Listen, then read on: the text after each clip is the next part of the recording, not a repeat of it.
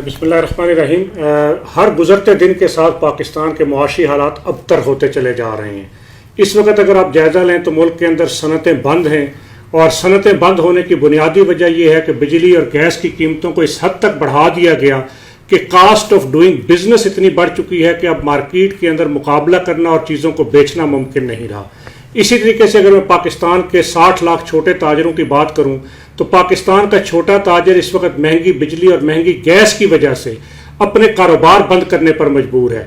और इसी तरीके से टैक्सेस की इतनी भरमार कर दी गई कि उसके नतीजे में ताजरों के लिए इस वक्त अपनी दुकानों के किराए पूरे करना, दुकानों के अखराजात पूरे करना, अपने घरों के किचन को चलाना मुमकिन नहीं रहा। छोटा ताजर इस वक्त अपनी बुका की जंग लड़ रहा है। अगर वो बिजली का बिल देता है तो गैस का बिल देने के पैसे नहीं होते, अगर गैस का बिल देता है तो बच्चों की फीस देने के पैसे नहीं होते। गर्ज इस वक्त एक शदीद तरीन माशी मुश्किलात का शिकार है।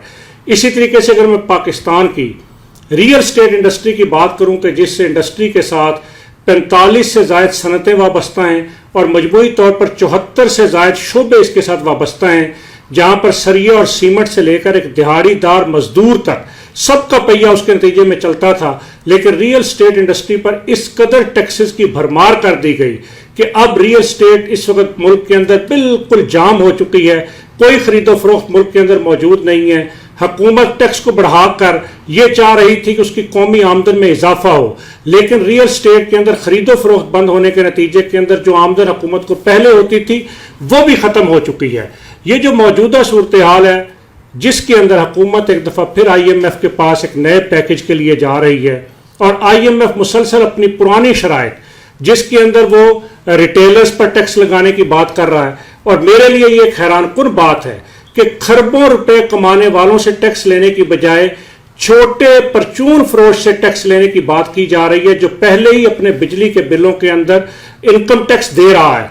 और अभी हुकूमत ने एक टैक्स 2 स्कीम के नाम पर एक SRO 420 जारी किया, जिस SRO के अंदर यह कहा गया कि छोटे ताजरों को टैक्स नेट में रजिस्टर्ड किया जाएगा। छोटे ताजर उसको ऐसी स्कीम में लाया जाएगा कि उसके लिए आसानियां पैदा की जाए, लेकिन दर हकीकत ये एक खुशनुमा दावा है। और इसके नतीजे के अंदर मैं समझता हूं कि पाकिस्तान के छोटे ताजर की मुश्किलात के अंदर इजाफा होगा। हम सवाल करते हैं कि एक ताजर जो पहले ही इनकम टैक्स अदा कर रहा है बिजली के बिलों में, आखिर उससे और कौन सा टैक्स लेना चाह रहे हैं। इसी तरीके से एक ताजर जो सालाना इनकम टैक्स रिटर्न फाइल करता है, क्यों उसके ऊपर एक नए टैक्स का बोझ लादा जा रहा है। इसलिए हम समझते हैं कि यह SRO हुकूमत को वापस लेना होगा।